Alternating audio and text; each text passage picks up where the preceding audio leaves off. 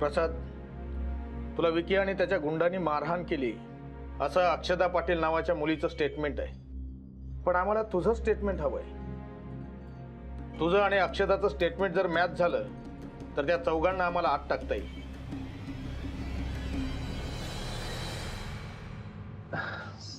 साहेब, मला कोणीच मारलेलं नाही.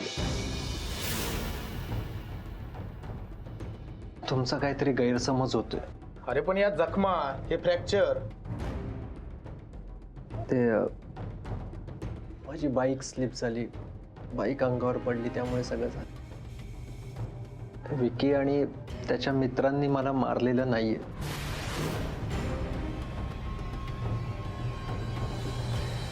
तू हे खरं सांगतोयस? हो, खरं सांगतो साहेब. अरे पण अक्षताने असं का सांगितलं? साहेब, कोण अक्षदा मला खरंच माहिती नाहीये.